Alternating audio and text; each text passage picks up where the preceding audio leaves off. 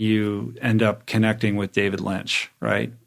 Who I would imagine is somebody you probably know for a long time, but you guys formalize your relationship in this foundation that you created. I mean, like, I'm obsessed with this guy. Like, one of the most unique, creative voices walking planet Earth. What an original human being David Lynch is. So how did this all come about with you? He's more true to himself than anybody I've ever met. More true to himself, most self-referral.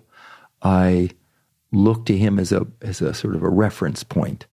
But the best thing about him is he has a huge heart. A lot of people start foundations and they disappear and they put their name. You know, David traveled around the world. He's been meditating since 1973, beginning of Eraserhead. He traveled around the world many times in support of meditation, and he wrote a book and he did a Catching the Big Fish. Catching the Big Fish. Which you should listen to on audiobook. The only way to do it. Because it is like, don't read it. No. You got to hear him read it. It's priceless. It is unbelievable. It really is. Yeah, unbelievable. So what I've learned from him is originality. He always says, in life, you have to have final cut. His conviction for his own creative voice is unparalleled. No, there's nobody like him. Uncompromising. Yeah. Completely. Yeah. No, and he, it just final cut. You just can't. He said, if a painter was painting something and at the very end, some guy in a suit came in and said, I want some blue in there. You'd think, get out of here. Right. Well, why can somebody do that when you're working on a film? And he said his only biggest mistake that he ever made was with the movie Dune, where he gave up final cut to Dino De Laurentiis. And he said, a disaster. Yeah, a disaster. And he said, you die two deaths when you give up. He said, if it fails and you did your best, fine. But if it fails and you weren't true to yourself, it's impossible to deal with. What is it about him that makes him such a powerful voice? Fearless. He's fearless. He's fearless. He loves and is fascinated by, let's just say, a hamster. This little baby hamster is growing up to its full life, and he's just as fascinated by the laws of nature to watch that dead hamster decay. Now, it sounds crazy. I think I saw a video once where he took like a raw piece of meat and put it on the floor in his garage, and he just filmed it, or wanted to talk about it. Well, he says it's laws of nature. It's laws of nature that create, and the laws of nature that destroy. But those are laws of nature with that little hamster that is dead. And so why is it okay? There's light in a day. There's light and darkness.